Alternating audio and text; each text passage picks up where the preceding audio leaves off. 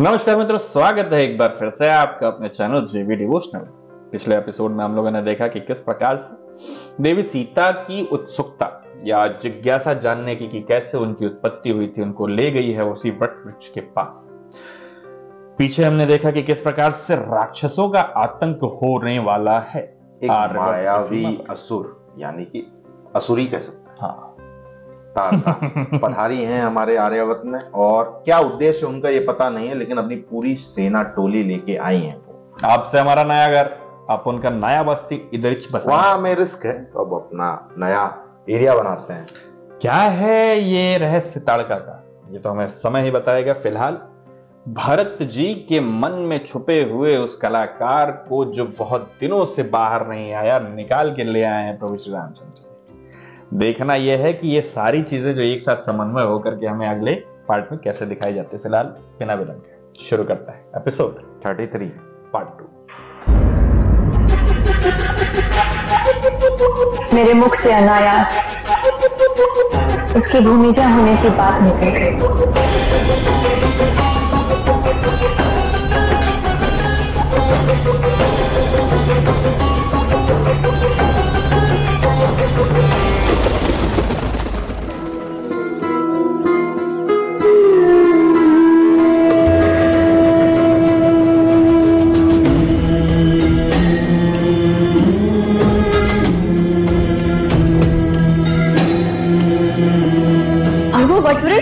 जहां सभी मिथिलावासी प्रार्थना करते हैं अपने ऊपर एकत्र करने से पहले।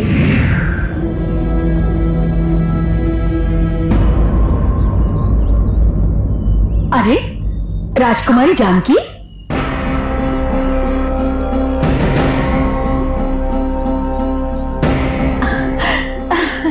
जानकी इस समय यहां? ये बेला तो किसानों के लिए है। इस समय कृषक अपना कार्य प्रारंभ करते हैं। मैं भी अपना प्रारंभ ही खोजने आई हूँ। आप खेतों को, इस वट वृक्ष को, इन गांवों को कई वर्षों से जानती हैं। कई मौसम देखे इन बूढ़ी आंखों ने। मैं कुछ प्रश्न है मेरे, उत्तर देंगे? ज्ञान की राजधानी मिथिला के राज ऋषि की पुत्री किसान औरत से क्या जानना चाहती है? बोलो, मैं तुम्हारे हर प्रश्नों का उत्तर दूंगी। कौन हूं मैं माई? किसकी पुत्री हूँ? यहाँ इस धरती पर कौन छोड़ गया मुझे? कोई ऐसा सत्य इस वट वृक्ष के नीचे आपके ग्राम जनपदों में जो मुझे जानना चाहिए? हम किसान हैं, इस धरती से जुड़े हैं। बीज ही हमारा सत्य है, और सत्य का रिश्ता तुमसे जुड़ा है पुत्री। मिथिला का सत्य मैथिली से जुड़ा है। यहाँ जो भी कुछ है, जैसा भी है, सब तुम्हारे कारण है। हमने ईश्वर को तो कभी नहीं देखा, लेकिन हमारे लिए तुम ही देवी हो। इस प्रकृति का स्वरूप हो तुम माँ हो हमारी। तुमने हम सबको पोषित किया है, हमारी रक्षक हो तुम।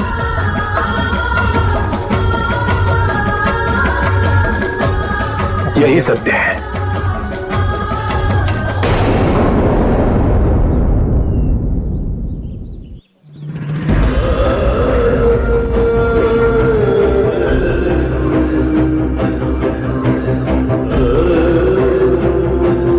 तुम्ही मिथिला की आत्मा हो, वैदेह का विश्वास हो। इससे परे कोई सत्य नहीं है पुत्री।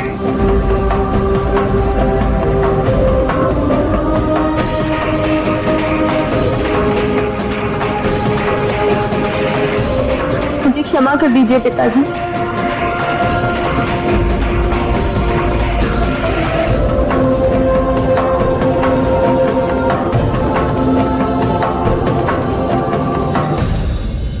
क्षमा तो मुझे तुमसे मांगनी चाहिए पुत्री। कदाचित मुझे तुम्हें पहले ही बता देना चाहिए था कि भूमिजा होने का अर्थ क्या है, परंतु इसकी आवश्यकता कभी प्रतीत ही नहीं हुई।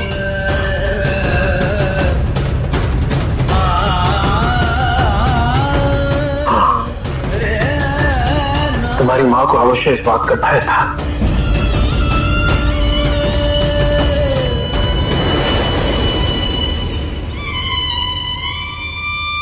मुझे क्षमा कर दो माँ। माँ मैं ही हूं तुम्हारी, समझे सीता?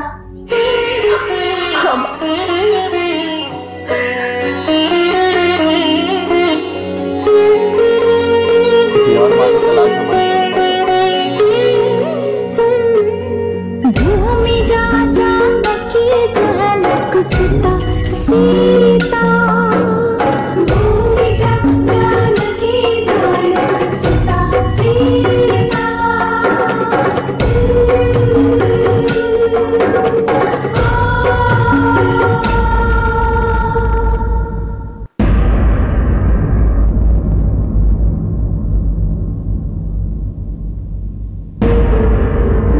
क्या हो गया? आप मुझे बताएंगे भी कि आप इतनी उद्विग्न प्रतीत क्यों हो रही हैं? ये पत्र पढ़ने के लिए कहा था मैंने आपसे, पढ़ा आपने? हाँ, मैं पढ़ने वाला था, परंतु सांकट से संबंधित कुछ आवश्यक कार्य आ गए। राजा होने से पहले 2 पुत्रियों के पिता भी हैं आप, याद है या भूल गए? उनके जीवन में आने वाली समस्याओं का कोई महत्व है आपके लिए? नहीं। उत्तर आया है कलिंग से। क्या? कलिंग से? आपने मांडवी के विवाह का प्रस्ताव उन्हें भेजा था? हाँ,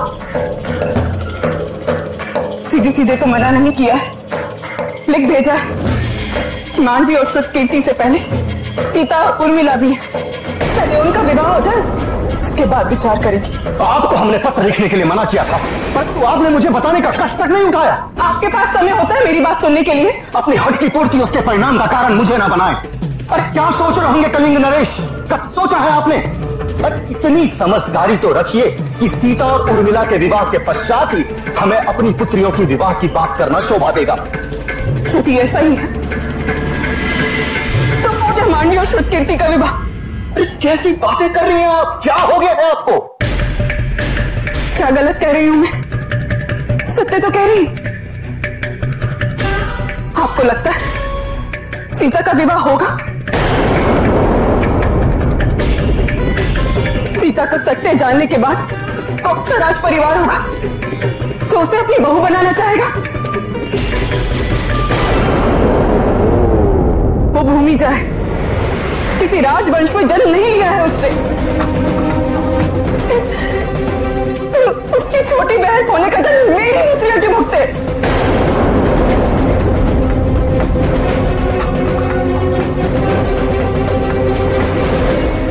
भावुक होकर सोचने वाली बात नहीं है। उनके भविष्य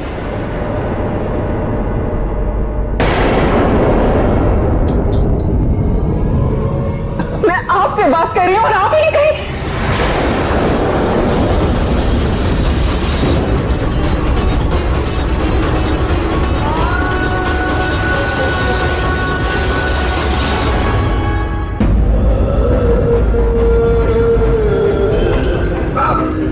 क्षमा कीजिए, मैं यहां से जा रहा था और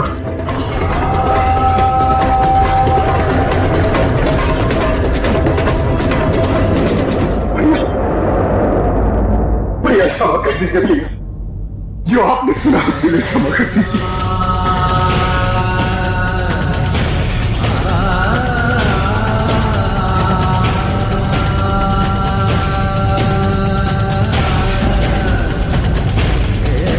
एक मां के मन में अपनी पुत्रियों के भविष्य की चिंता होना स्वाभाविक है।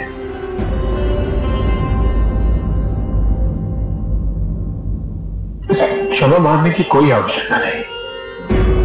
मनुष्य का स्वभाव ही ऐसा होता है, यदा कदा स्वार्थ भाव प्रबल हो जाता है।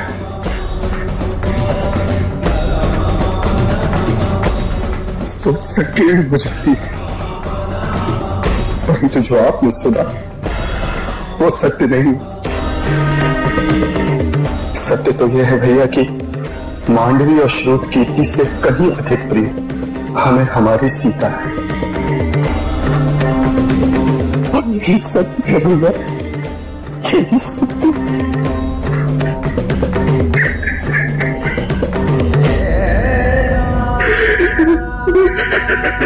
मेरे अनुज, मैं कभी नहीं चाहूंगा कि तुम या तुम्हारी पत्नी अप्रसन्न हो।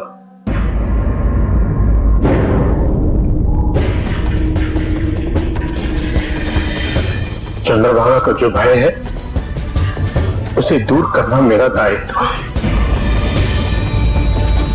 मुझे विचार करने का थोड़ा समय दो चंद्रभागा।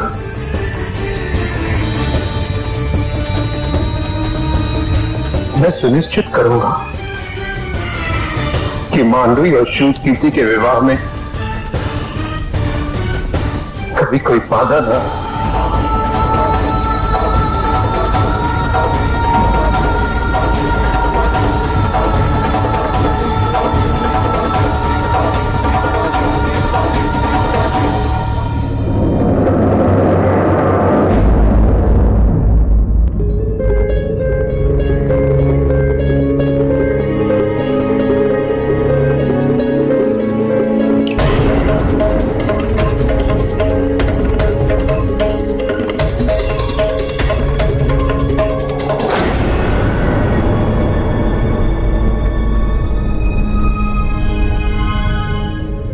क्या हुआ? आप चिंतित प्रतीत हो रहे हो। अकाल के 12 वर्षों के पश्चात पहली बार मैंने ऐसे आपको देखा है। क्या हुआ?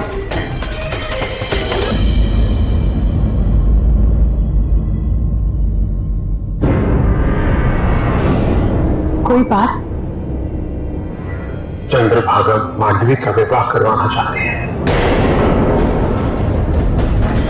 और उसे यह भय है कि कहीं सीता का विवाह ना हुआ तो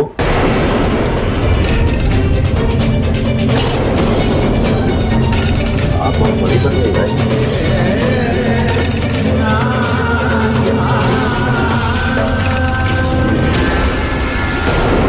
वी मिस लाड़का दिखी नहीं पूरे एपिसोड में।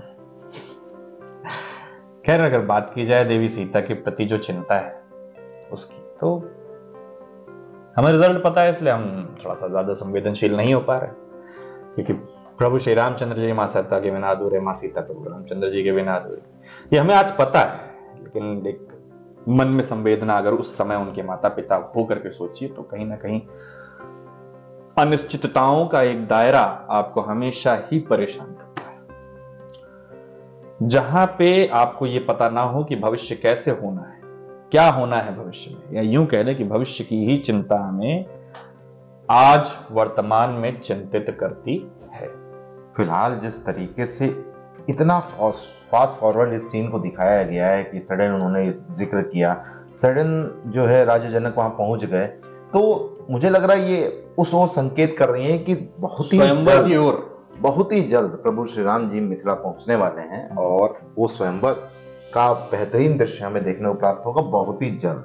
क्यों? क्योंकि देखिए, माता सीता का वैदेही नरेश की पुत्री मां सीता, यह देवी सीता का ही दुपट्टा है। ये प्रभु श्री रामचंद्र जी को दुपट्टा मिलना, उसके बाद सहसा ये भूमिजा होने का प्रकरण सामने आया, उसी ओर ले जा रहे हैं। नहीं, ये भी संकेत अब ज्यादा जल्दी इसलिए दे रहा है क्योंकि जो राजा जनक ने देखा दृश्य, अब इसका जो सॉल्यूशन है वो एक ही निकलेगा कि वो एक स्वयंवर आयोजित करेंगे। फिलहाल के लिए हमें ये एपिसोड यहीं समाप्त करना होगा। शीघ्र ही लौटेंगे नए एपिसोड के साथ, तब तक के लिए राधे राधे।